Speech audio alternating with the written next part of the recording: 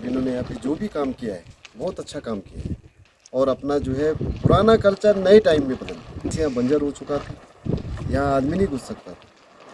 तो चाचा जी ने इसको जो है अपने जो है सही कदम उठा कर इस काम को पूरा किया। का बहुत ही शुक्रगुजार हूँ कि इन्होंने एक स्टेप उठाया यहाँ के लिए और इसे आबाद जमीन को यहाँ पर बिल्कुल स्वर्ग बना दूंगा अपने सभी भाइयों के सहयोग से, अपने चाचा ताऊ के लोगों के सहयोग से। आगे के लिए रोजगार भी दूंगा लोगों को। नमस्कार दोस्तों, कैसे हैं आप सब लोग। आशा करता हूं कि आप सब लोग अच्छे होंगे। दोस्तों, आज मैं उत्तराखंड के एक ऐसे गांव की जानकारी आप लोगों के मध्य साझा कर रहा हूं जो कुछ साल पहले पूरी तरह से वीरान हो चुका था। एक ऐसा गांव जहां कभी जीवन था लेकिन धीरे धीरे वहां मानवहीन हो गया।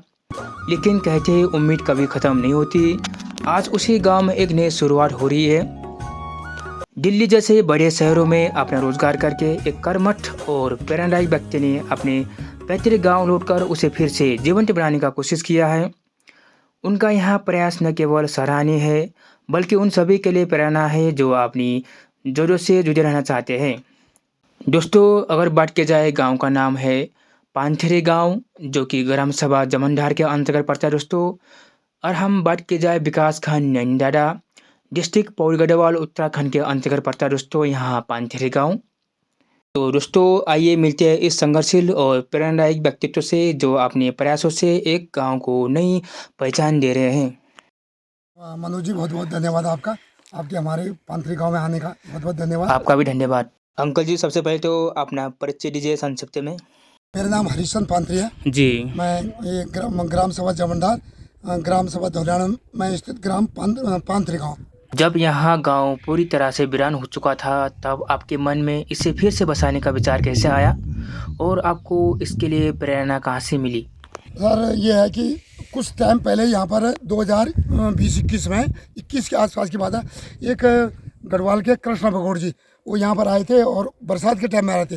उन्होंने थोड़ा यहाँ पर पानी देखा, कोई आबादी यहाँ पर थी नहीं, सब बंजर हो गया था, झाड़ झंकार, रोड से कुछ नहीं दिखता था यहाँ पर। जी जी बिल्कुल। तो उन्होंने कहा कि ये गांव मानवरहित गांव हो गया, अगर कोई इस गांव को हमें दे देता हम इसको आबाद करते। मुझे अच्छा नहीं लगा।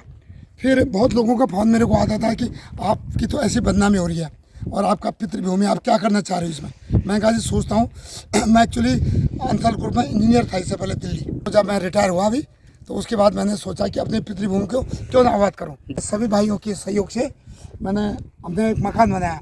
अभी एक मकान बना हुआ है सामने और अभी और चाचा लोग भी मकान बनाने के लिए बोल रहे हैं। कुछ मैंने काफ़ी खेत भी आबाद कर दिए हैं। तो हमने सोचा कि क्यों ना अपने पितृभूमि में आया जाए, आबाद किया जाए, पलायन को रोका जाए, क्योंकि सरकार भी कहती है कि पलायन रोको। बिल्कुल सर, बिल्कुल। तो इसलिए हमने कहा कि कुछ काम किया जाए। इस समय इस गांव में सबसे बड़ी समस्या क्या है? जंगली जानवर की। मैं इस ज़मीन को यहाँ पर बिल्कुल स्वर्ग बना दूंगा अपने सभी भाइयों के सहयोग से, अपने चाचा ताऊ के लोगों के सहयोग से। आप देख रहे जो ये सारे टूटे हुए मकान हैं, ये हमारा सपना है कि ये 2-3 मकान भी यहाँ पर बनने वाले हैं। अभी मेरी आज ही बात हुई है। सामने आप देख रहे हैं हमने नीचे जो टेंट लगा हुआ है, हमने नए मकान का वास्तु पूजन कर दिया है जी जी। तो कल हमारे पहाड़ी के हिसाब से बोलते हैं जागर लगने वाले हैं। लोग भी अब हमारे को देखते हुए जागृत हो गए, चाचा ताऊ और भाई लोग।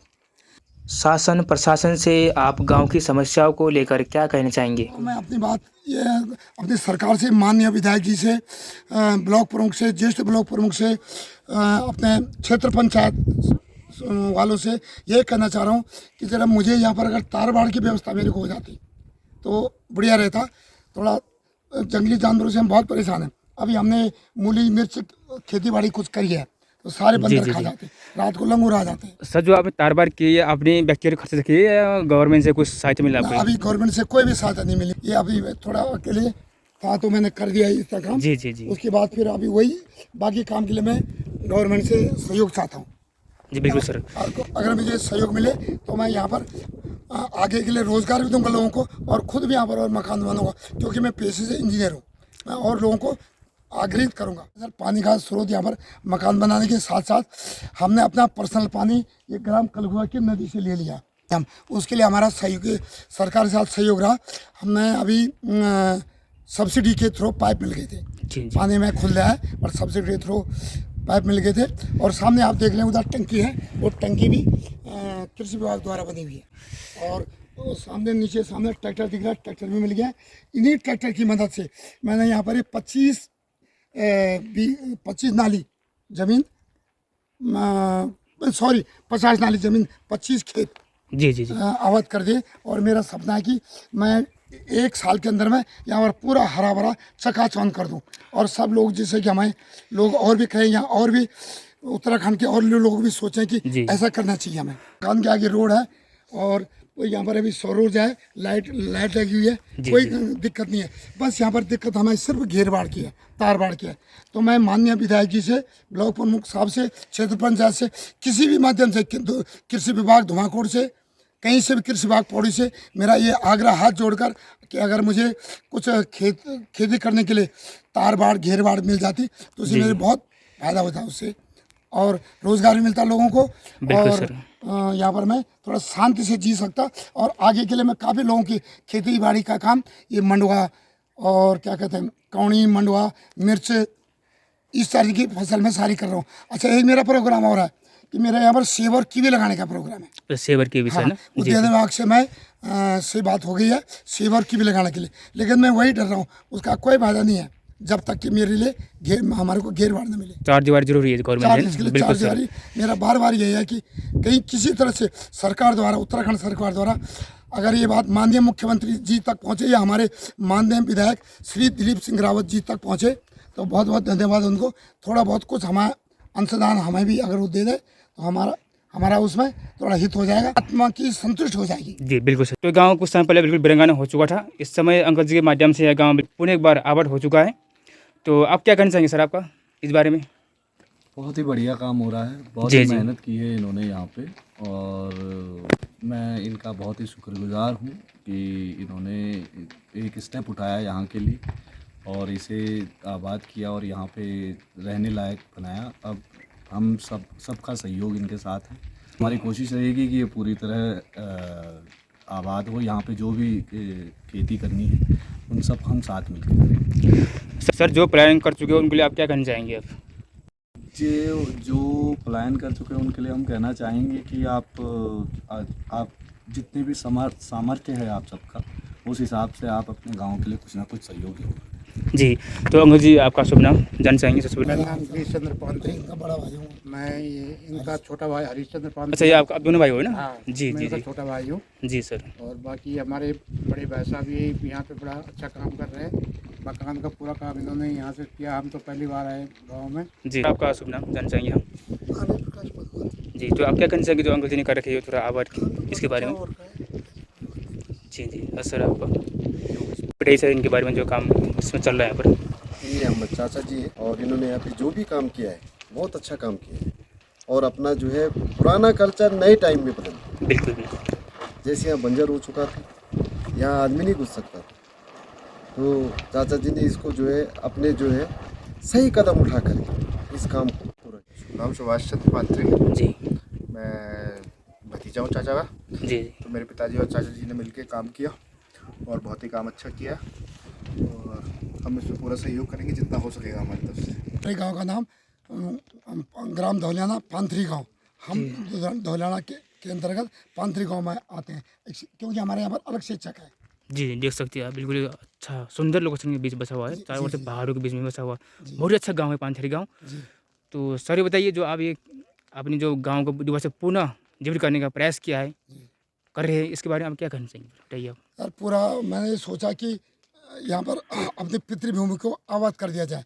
और भी लोगों से मैं कहता हूँ कि प्लेन से मैं कुछ नहीं रखा है, मैदानी भाग छोड़कर आप पहाड़ में आइए। यहाँ पर मेन हमारे आने का कारण शुद्ध हवा, शुद्ध पानी, शुद्ध सांस लेने की, खाना पीना, ऑर्गेनिक खाद, बिल्कुल रोड सामने आ गई है, बिजली सामने है, एकांत वातावरण, जी जी। सबसे बढ़िया रहने खाने की पूरी व्यवस्था है सब। बस केवल ये है कि पहाड़ों में थोड़ा कुछ चीज़ों का अभाव होता है, जिसके कारण यहाँ से लोग पलायन हो गए। लेकिन अभी भी हमारा सरकार से आग्रह है कि कुछ इस तरह के हमारे लिए ऐसी व्यवस्था की जाए ताकि यहाँ पर लोग पुनर्स्थापित हो सके। पर हमारा जो भी हमारा तो अपना, हमें तो अभी इसके बाद यही रहना है। सर परेशानी तो ज़िंदगी में हमने अपने माँ बाप को परेशानी झेलते हुए देखी, तो जब यहाँ पर आए तो जिस जगह प्रॉपर जगह पर मैं खड़ा हूँ, आपको सच्चा बताऊँ तो यहाँ से और घर के पास तक जाने की जगह नहीं थी। वो सारे कांडे किंदकोड़ी सब जमे हुए थे। तो फिर मैं धोलाना गाँव गया, वहाँ से 2 दराती लाया, अपने लिए रास्ता निकाला। जो एक पुराना मकान था, फिर मैंने प्रण किया। जब सब ने लोगों ने ये हमें कहा कि तो ये गांव तो मानव रहित गाँव हो गया, मुझे बहुत चुभता था ये। फिर मैंने अपने भाइयों को बोला, उन्होंने हाँ बोला और सभी भाइयों के सहयोग से मकान बनाया। जी जी बिल्कुल। परेशानी उसके बाद आपने परेशानी तो जिंदगी, देखो सर, जीवन संघर्षित रहा है, जीवन तो घिस घिस के चलता है। बट यहाँ पर आया, सबसे पहले मैंने सोचा क्या करना चाहिए, झाड़ी झंकार कटवाई। जी जी झाड़ी झंकार कटाने के बाद छोटे मोटे ये पूरी के पेड़ सारे कटवा के फिर ट्रैक्टर खरीदा। सब्सिडी के थ्रू जी, जी। 80% पर ट्रैक्टर भी मिल गया है सरकार द्वारा। उसके बाद उनके पत्थर उत्थर नीचे ऊपर लगा के और खुदाई शुरू करी। तो अभी मैं 50 नाली जमीन आबाद करने में मैं 5 लेबर और एक मैं और एक मेरा बड़ा भाई, हमको यहाँ पर 2 महीने लग गए। जो है स्टार्टिंग यहाँ से हम चले, रोड है, रोड के सामने से आगे तो यहाँ से देख रहे हैं 1 2 3 4 5 6, जो 6 खेत सामने से हमने पूरे इनमें ट्रैक्टर चला दिया, हल चला दिया। जी जी और सामने देख रहे हैं जो टंकी है, टंकी के ऊपर का खेत भी आबाद है, मीन्स उसमें भी हल चला दिया। और वहाँ से तो वहाँ से और जहाँ पर हम खड़े हैं, ये अगर आप नीचे आ जाए तो यहाँ तक ये नीचे फिर जी जी खेती आबाद हो गए। उसके बाद यहाँ से चले ऊपर, जहाँ पर लोहे का खंभा है, यहाँ से और सीधे ऊपर को चले, मकान के सामने उसके पीछे ऊपर गौशाला तक 12 है। तो ये बड़े बड़े खेत है। तो ये 25 खेत इस टाइम आबाद हो चुके हैं। जी बिल्कुल तो सर। अगर ये हमें तार बाड़ मिल जाए तो ये खेत हमें इसी तरह से अच्छे रहेंगे। और इसमें आगे हम लोग मूली, मक्का और ये सब ककड़ी, खीरा सब उगाएंगे। कुछ नहीं, सेब के पेड़, उद्यान विभाग से की मदद से सेब के पेड़ और क्या कहते हैं कीवी का भी मेरा प्लान है। जी लेकिन मेरा जब सरकार से ये आग्रह कर, सरकार मेरे से कुछ सहयोग करेगी तो मैं कुछ यहाँ पर कर सकता हूँ, क्योंकि बिना किसी उसके सहारे के कुछ हो नहीं सकता। बिल्कुल सर। तो दोस्तों, ये था पानथेरी गांव में श्री हरिश्चंद्र पानथेरी जी की मेहनत और संघर्ष की संक्षिप्त कहानी। एक ऐसी प्रेरणा जो हमें सिखाती कि कोशिश करने वालों की कभी हार नहीं होती। इसी के साथ नमस्कार। आई होप कि आप लोगों को यहाँ वीडियो पसंद आया होगा। वीडियो को लाइक, शेयर और कमेंट कीजिएगा। बाय दोस्तों। धन्यवाद सर आपका। ठीक है, धन्यवाद मनोज जी, धन्यवाद।